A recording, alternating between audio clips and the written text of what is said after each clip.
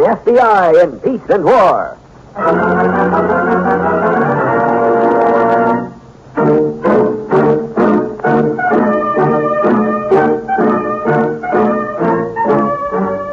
Another great story based on Frederick L. Collins' copyrighted book, The FBI in Peace and War. Drama, thrills, action. Tonight's story, The Carnival Act.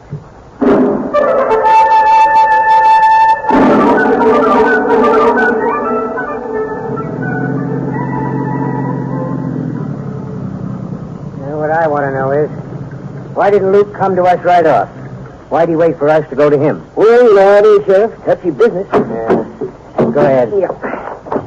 We gonna hire them for the FBI, Sheriff? I don't know. Depends on what instructions they wire us. Hey, you there. Hold on a minute. Uh-huh. I want to talk to you. Oh, yes, Sheriff. You're the owner of this here carny, ain't you? That I am, sir. Burton L. Ponsford, owner and creator of Ponsford's Spectacular Wonder Show at your service. What can I do for you? Free passes for tonight's performance, perhaps? No, we already seen the show. Where can we find that wine girl? Wine girl? You mean Miss Lily Champagne? She's the one basing the stuff I do. Where can we find her? Yeah, no, Sheriff, you just said you've already seen the show, so you know firsthand that Miss Lily's famous waterfall ballet is nothing more than an artistic performance of Christine Innocence. A veritable elfin demonstration that no one could possibly... We're not here about that, Mr. Ponsford. Beg pardon? There's nothing offensive about that there ballet. Fact is, just the other way around. Hey, Jed? Sir, down here's got so much water flow to it, neither of us could make out the girl, much less the dance. Oh, well, then... We want to talk to Miss Lily about another artistic performance of hers. The one called Blackmail. Blackmail? Yeah. She and that Barker fella danced off with almost $900 belonging to one of Derryville's leading citizens. Oh, so that's why those two pulled out in such a hurry. Pulled out? Right after the Saturday matinee. Told me they had to visit a sick uncle in Sacramento. Mother land, Sheriff. If they'd have stayed with one outfit, the FBI would have had him by now. FBI? Yes, sir. Jed, show him that circular we got. Right here. Yeah. Wanted by this bureau for fraud and extortion, Lillian Schlossman, alias Lily Champagne, known to be traveling now in the southwest states with her partner, Rex Barker. These two work a Carnival Act with an interesting side angle involving a local... And before you fine, healthy-looking men folks step up to buy tickets for Miss Champagne's exotic performance, I feel obligated to give fair warning to any timid soul among you. The Waterfall Ballet is not for those who blush too easy. After the performance, I don't want you saying, Mister, I want my money back. You've shocked my modesty. I didn't know it was that kind of a show. All right, tickets now on sale, so hurry, hurry, hurry. The tent has a limited capacity. Make sure you are at one of the unlucky ones left out. I'm sorry, Sonny, no one under 16 is allowed to see the show.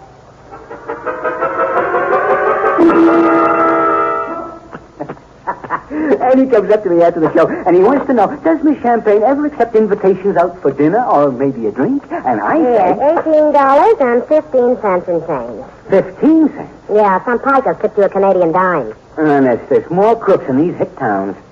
And I said, well, Miss Champagne's very particular about who she goes out with.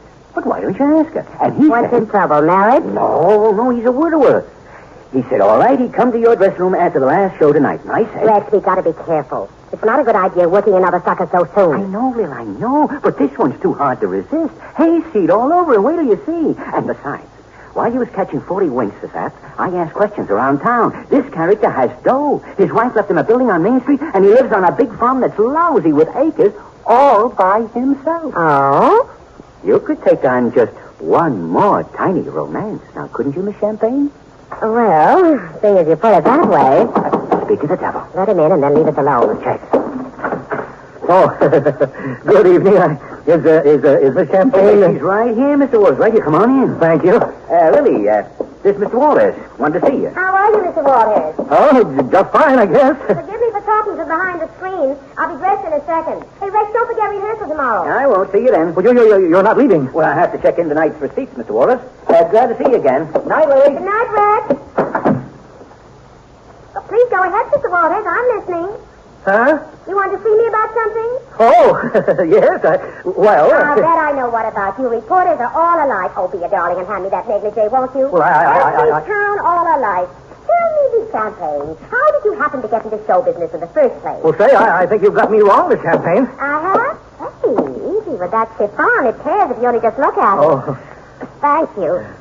Got you wrong how? Well, I'm no reporter, not me. You're not? No, ma'am. No, if I gave you that impression, I certainly didn't mean to. There, that's better. Oh, now we can relax. What's the matter? You, don't like the way I look? Oh, no, ma'am. No, you look... Comfortable? Beautiful. Well, thank you, sir. Plumb beautiful. Thank you.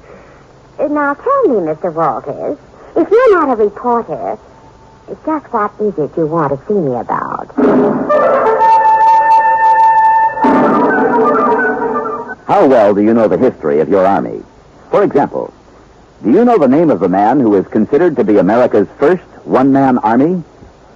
In 1776, a 16-year-old volunteer from Virginia joined the army under Washington at the Battle of Middlebrook.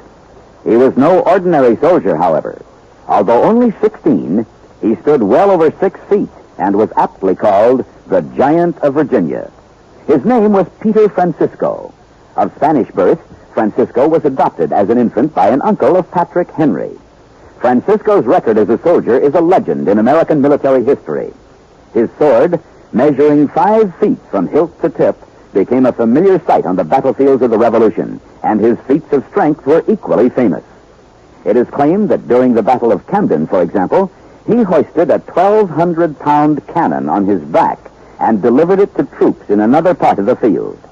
Later, when forces of the British Lord Carleton were plundering and burning their way through Virginia, Francisco, simply by mounting his horse and giving an imaginary force the command to charge, completely demoralized and routed 400 of the British troops. Today in Virginia, documents can still be seen which record this and many other almost unbelievable feats of the legendary Peter Francisco. Thus, another page was added to the history of your United States Army. Sheriff Rayleigh's office. Yeah, he's here. Just a minute, let's talk. Good morning. Sheriff in? Uh-huh. What do you want to see him about? My name's Stevens. Oh, sure, you're that fellow from the FBI. Would you go right in? The sheriff's expecting you. Okay, Luke. You get over here as quick as you can. I don't like to keep the government waiting. That? Oh, yeah, you do that. We'll be here. We'll be over shortly, Mr. Stevens. Thank you, Sheriff. Yeah, Susie's having some trouble with his livestock, but I think he's just stalling so he won't have to own up again what a fool sucker he was. He wasn't the first one taken in by Lily's act. He doesn't have to feel sheepish. No, I reckon not. She sure had the looks and the shape to go with it. Can't say as I blame Luke. I really can't. Exactly what happened. While we're waiting, you might as well fill me in. Oh, yeah, okay, sure. Well, you see, Luke's a bachelor. He works hard, don't have a chance for much fun. He was what you might call, vulnerable. Yeah, that's what, vulnerable. So when this carnival come along and he got an eyeful of this wine girl... He got the bug, asked her out, and fell, hook, line, and sinker. He did? I guess maybe I don't have to fill you in at that. You seem to know more about what happened than I do. Only up to a point. Didn't she confess to being already married? She did. Not before her partner, that Barker fella, threatened to expose him to Samson. Samson? The carnival strongman. You haven't come up against that? No, tell me about that, Sheriff. Well, this Samson's a great big heap of muscle. Offers a $100 bill to any challenger lasts a minute with him in the ring. Also, he's the fellow that Lily's already married to. Or at least that's what her partner told Luke Summers. Anyway, Luke's not only worried about going out with a married woman, he's worried about this Samson. And what's more, I'll tell you this, Mr. Walters. I've never seen anyone so jealous of Lily. If he ever found out about you and her, I wouldn't give 2 cents for your life. Why, I've seen him crush a man just for looking at him. Stop it, honey. I can't stand it anymore. Oh, Will, if you could have seen the look on his face. Where did you give him this spiel? Oh, right downstairs in the lobby, a couple minutes after he brought you home. Oh, I wish I'd seen it. Squirm, I thought he'd crawl right through the floor. Well, finding out you were married was bad enough, but when I told him your ever-loving was Hercules. What a gal. Atlas, Samson, and now Hercules. I sure go for the muscles, don't I? Hey, but listen, we never had it so good. Ever since we added that strongman angle, we've had no trouble at all from the rube. Well, I'm not complaining. I'm just wondering how much longer we can get away with it.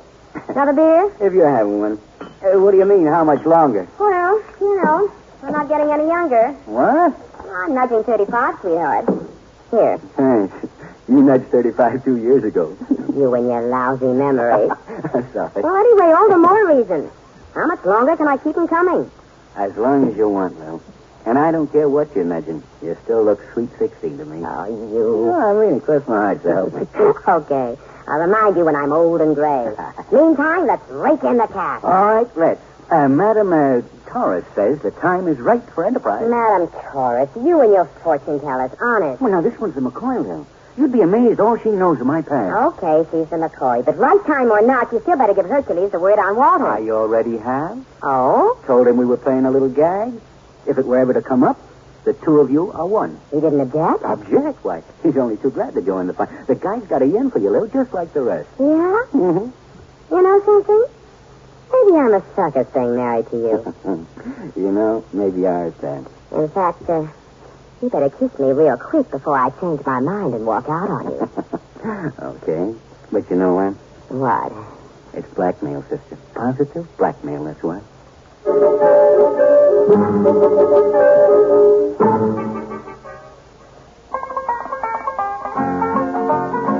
This land is your land.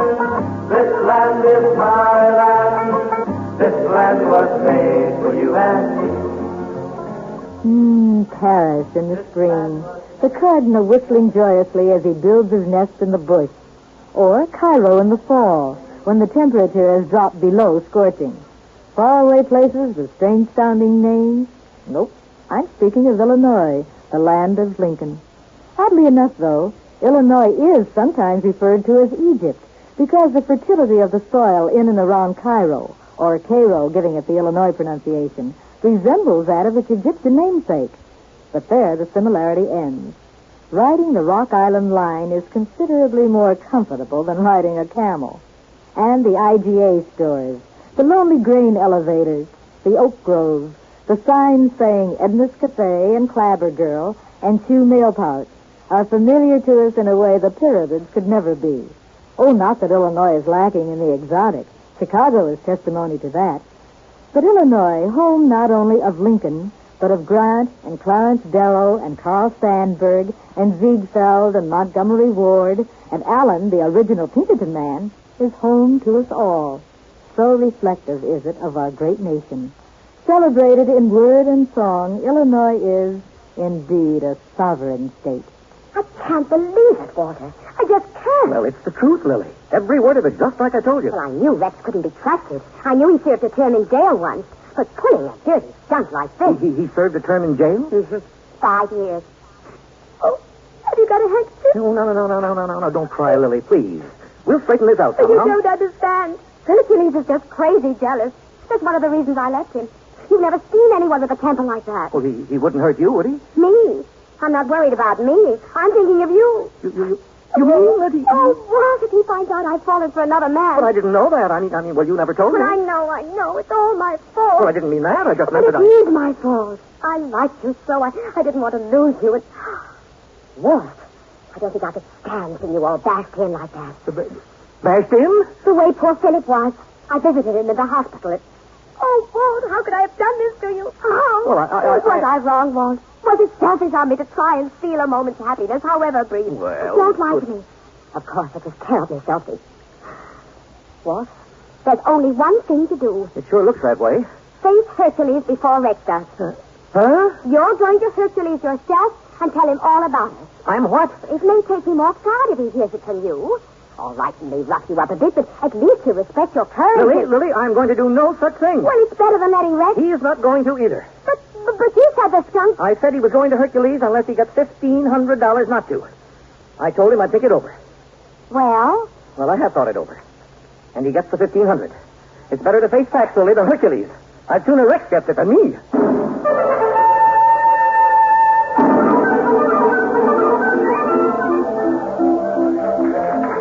And there you have it, ladies and gentlemen.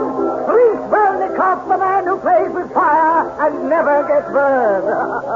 Now, before I turn your attention to the next attraction, let me remind those of you who have not yet purchased tickets that the Wonder Show starts in the main tent in just 10 minutes. All right, now, if you'll just follow me over to the next platform, you'll be entertained by Mr. Minikin, the world's tiniest human. Hey, right on. Hey, yes. Pardon me one moment, folks. Yes, what can I do for you? This here agent feller's from the FBI in Washington, Ponsford. I want you to tell him just what you told me over the phone this morning.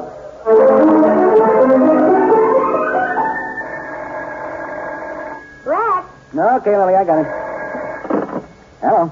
Hello, Mr. Barker. This is... Hello, Mr. Waters. I was expecting a call. What time shall I come over to pick up that money? Just before showtime, okay?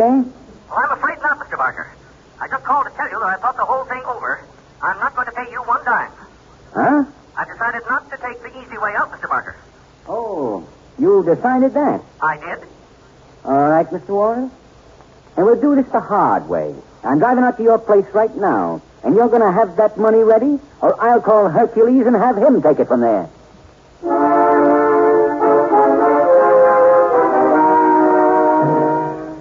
So you're going to do this the hard way, hmm? Oh, not me, Mr. Waters. I'm not going to do a thing. I see. You intend to call Hercules and have him handle it, eh? Uh-huh. That's just what I intend. As soon as his wife gets here. His wife? Yes. In case you alone don't impress him, I figure an eyeful of Lily might help. Well, you wouldn't. Oh, wouldn't I? But you can't call Hercules. No? That's up to you, Mr. Waters. Either you pay me $1,500, or that's just what I do. It is. It is. $1,500, or you'll call Hercules. Yes. You don't have to call me, Rex. That's what I've been trying to tell him. Why call when you can tell me direct? Hercules, what are you doing here? You want to know. Better than anyone, you want to know. Oh, you found out from Lily. He found out from me. Found out plenty, too. Rex, you picked the wrong sucker. Huh? It's me, Hercules. This is a gag, remember? Don't worry, he remembers. Not only do I remember, I'm going to add a new twist. What? New twist. I'm going to knock you up like a pretzel unless you cooperate with this gent. What gent? This gent. I think he means me, Rex. Huh? All right, thanks, Hercules. I'll take over. Hey, what goes here? You go right into that room I came out of. Yeah, who says so? He does, Rex. FBI, and if you'd rather not cooperate... Hey, let go of me. I'd rather. Okay. Too bad. I'd rather you wouldn't. In there. That's fine. Can I ask one question? Go ahead. How'd you find me? Easiest way in the world. Get in there fast. Hey, wait. That'll be my wife, Rex. Okay, Mr. Waters, she's all yours. Uh-huh. Now, listen, you can't do this to Lily. You can't. You heard the man. Get in there. Oh, Walt, am I in time? You are, Lily. You're just in time. I hope I get here before that louse Rex did. He told me over the phone what you said. Oh, Walt, it's so brave of you. Isn't it? But I can't let you go through with Well, it. why not? After all, we only went out for dinner and looked over my livestock. Why should I be blackmailed for that? You shouldn't, of course. But if Rex ever tells Hercules... Let him. But Let him. Who cares? I care. I couldn't bear it, Walt. I couldn't bear what Hercules would do. Well, I could, as long as you're proud of me. Proud? You said you hoped you found the man who would stand up to Hercules, now didn't you? Well, yes, but alive, not dead. I'll take that chance. You don't know Hercules. You don't know me. You don't know how you take a thing like this. You don't know the half of it. Well, you say that now, but if he were here in this room, you wouldn't be so brave. Oh, yes, I would. I would be even if he were in the next room. Oh, Walt, stop being a fool and pay Rex some money. I can't, Lily. I can't. It's too late, even if I wanted to. Why? They just won't let me. Who won't let you? What are you talking about? About them. The FBI. They won't let me. FBI? What have they got to do with it? Why don't you ask them? Hmm? One of their agents is right in the next room with Hercules. What? Walt, I don't like playing games. This is no game, baby, believe me. Rex? No game at all. Hercules! This is Agent Stevens. How are you, Lily? Lousy, I think. What happened, Rex? I hate to tell you. Well, hate, only tell me. Madam Torres. She made out like she was reading my fortune, and all the time she was writing to Ponsford for info. Madam Torres. Okay, it serves you good and right. Well, shall we get started? Where? Oh, that's easy. Madam Torres answered that one, and without writing for any info. According to her, you and Rex are about to go on a long journey up the river. Rex? I'm coming. Hercules, Yeah, Rex. do me a favor, will you? Well, When you go back to the county, tell Madam Torres I think she's a lot of bull. okay, Rex. I'll do that. So, what are we waiting for, Flatfoot? Let's go.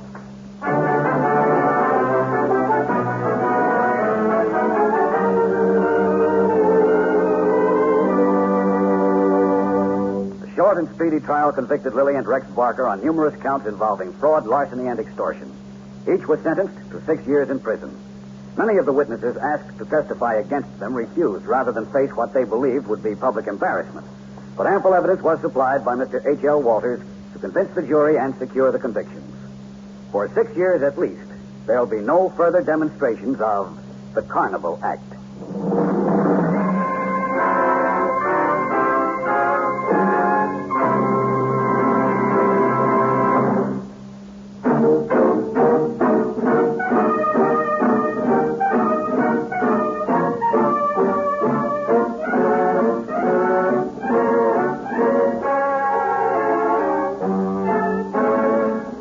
In tonight's story, Kathleen Cordell played the part of Lily Champagne. Bill Johnstone was Rex Barker. This radio dramatization for the FBI in Peace and War was written by Jack Anson Fink. These programs are produced and directed by Betty Mandeville. All names and characters used on the program are fictitious. Any similarity to persons living or dead is purely coincidental.